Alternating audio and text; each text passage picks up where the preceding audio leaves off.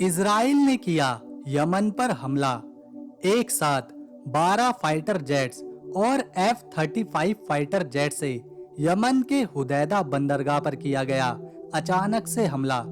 Yemen को झेलना पड़ा काफी ज्यादा नुकसान, लेकिन यमन के हूथी विद्रोहियों ने अपने ऊपर हुए इस हमले का बदला लेने के लिए कर दिया है बड़ा ऐलान।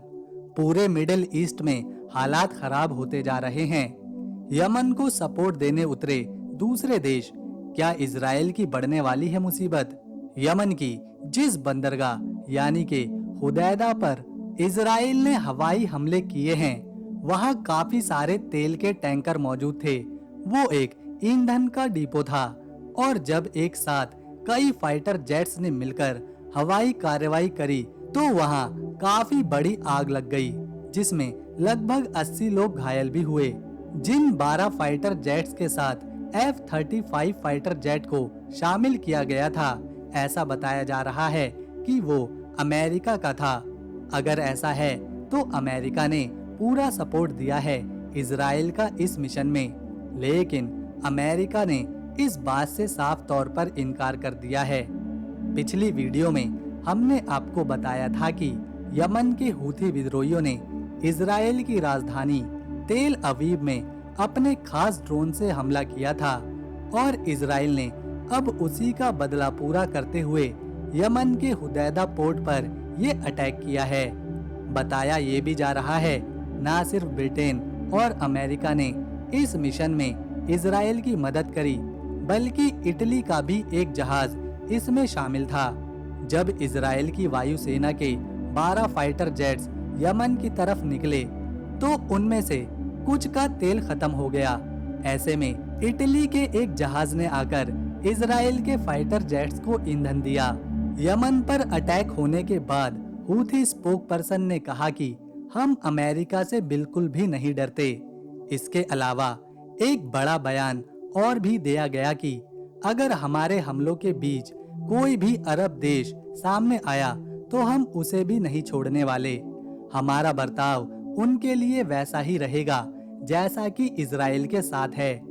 कई बार इजराइल पर हमलों को बहुत से अरब देशों ने मिलकर रोका है, इसीलिए इस बार हूतियों ने ये साफ चेतावनी अरब देशों को भी दी है कि अगर उनकी मिसाइल्स, उनके ड्रोन्स को इजराइल पर गिरने से किसी भी अरब देश ने रोका तो हम उस पर भी अटैक करेंगे। याह्या सरी ने, जो कि हूथी स्पोक पर्सन है, साफ तौर पर कहा है कि अब तेल अवीव उनके सीधे निशाने पर है। ऐसे में जो लोग वहां मौजूद हैं वो वहां से निकल जाएं, क्योंकि अब हूथी अपने ऊपर हुए हमले का बदला लेने की तैयारी करने में लगे हुए हैं। पहले तो ऐसा लगता था कि ये सिर्फ हवाई बातें हैं, कहां यमन मौजूद है और कहां पर इजराइल है। 2000 किलोमीटर दूर हैं ये दोनों देश। ऐसे में हूथी विद्रोही इजराइल पर डायरेक्ट हमला नहीं कर सकते, लेकिन जब हूथियों का केवल एक ड्रोन इजराइल की सबसे सुरक्षित शहर में घुस गया तो आने वाले कुछ ही समय में शायद हूथी विद्रोही अपनी लॉन्ग रेंज मिसाइल का इस्तेमाल करें। उधर लेबनान के हिजबुल्लाह ने भी हूथियों को पूरी मदद देने की बात कही है। साथ ही ईरान ने ये भी कहा है कि हूथी विद्रोहियों को जल्द से जल्द एयर डिफेंस सिस्टम भी दिया जाएगा, क्योंकि अब तक अमेरिका, ब्रिटेन और इजराइल ने जितने भी उनके ठिकानों पर हमले किए हैं वो हवाई हमले हैं और हूथियों के पास इतने एडवांस एयर डिफेंस सिस्टम मौजूद नहीं हैं जिससे वो हवाई हमलों को रोक सकें। इसीलिए इजराइल ने हूथियों के ईंधन डिपो पर हवाई हमला किया। इजराइल को अच्छी तरह पता है कि रेड सी में तो इनसे जीत पाना नामुमकिन सा है, तभी 12 एयरक्राफ्ट एक साथ हुदैदा पोर्ट पर हवाई हमला करने पहुंच गए। अगर हूथियों के पास एयर डिफेंस सिस्टम आ जाता है तो फिर ये इजराइल के लिए और ज्यादा टेंशन की बात होने वाली है। पहले यमन के हूथी गाजा में जंग रुकवाने के लिए रेड सी में जहाजों को अपना निशाना बनाते आ रहे थे, लेकिन अब साफ तौर पर कह दिया गया है कि हमारी सीधी लड़ाई इजराइल के साथ शुरू हो चुकी है।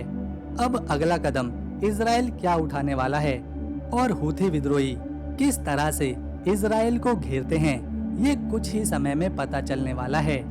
आपको जानकर हैरानी होगी कि यमन पिछले कई सालों से गृह युद्ध से जूझ रहा है, वो भी किसी और की वजह से नहीं बल्कि सऊदी अरब की वजह से। सऊदी अरब ने अमेरिका के हथियारों की मदद से 8 साल लगातार यमन पर हमले किए हैं, फिर भी यमन आज भी अपनी ताकत के साथ खड़ा है।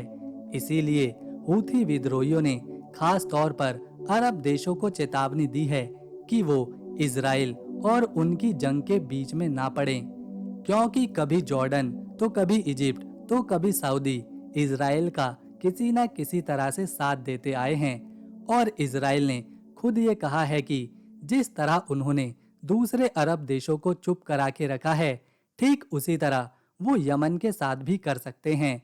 वहीं दूसरी तरफ यमन के हूथी अपने खराब हालातों में भी इजराइल को चुनौती दे रहे हैं। इससे पहले रेड सी में हूथियों ने 144 से भी ज्यादा जहाजों को अपना निशाना बनाया है, जिसमें बड़े बड़े फ्रिगेट और कंटेनर कार्गो शिप शामिल हैं। और जब हूथियों ने 2000 किलोमीटर दूर से एक ड्रोन से हमला किया तो वो ड्रोन इजराइल की राजधानी तक जा पहुंचा। इजराइल ने जवाबी कार्रवाई करते हुए हूथियों के ठिकानों पर हवाई हमले किए। अब देखने वाली बात होगी कि जैसा हूथियों ने कहा है कि वो इस हमले का एक करारा जवाब जल्द ही इजराइल को देने वाले हैं, तो क्या ऐसा वो कर पाएंगे? क्या इजराइल खुद हूथियों से जंग करेगा या फिर अमेरिका और ब्रिटेन की मदद लेगा? क्योंकि इजराइल एक तरफ गाजा में जंग तो लड़ ही रहा है, दूसरी तरफ लेबनान से उसके ऊपर दक्षिणी बॉर्डर पर हमले भी हो रहे हैं। तीसरी तरफ रेड सी से जहाजों का भी आना जाना रुका हुआ है और ऐसे में सीधी एक और जंग इजराइल के लिए मुसीबत बन सकती है। तो वहीं हूथी विद्रोही अपना अगला कदम क्या उठाते हैं? क्या वो इजराइल को चुनौती दे पाएंगे? ये तो आने वाला वक्त ही बताएगा। इजराइल को अमेरिका और ब्रिटेन जैसे बड़े बड़े देशों का सपोर्ट हासिल है, जिनके पास एक से बढ़कर एक हथियार मौजूद हैं। तो वहीं दूसरी तरफ यमन एक गरीब देश है, जिसके ज्यादातर हिस्से पर हूथी कंट्रोल करते हैं और ना तो उनके पास अभी एडवांस वेपन मौजूद हैं, ना ही फाइटर जेट्स हैं और ना ही बड़े बड़े ताकतवर देशों का सपोर्ट। लेकिन फिर भी यमन के हूथी निकल पड़े हैं इजराइल से जंग के लिए। तो दोस्तों, अगर आपको इन्फॉर्मेशन पसंद आई तो इस वीडियो को एक लाइक दें, शेयर करें और चैनल को सब्सक्राइब कर बेल आइकन दबाएं, ताकि हम जब भी नई वीडियो अपलोड करें तो उसकी नोटिफिकेशन आपको मिले सबसे पहले। हम मिलेंगे नेक्स्ट वीडियो में, तब तक के लिए नमस्कार, अपना ख्याल रखें।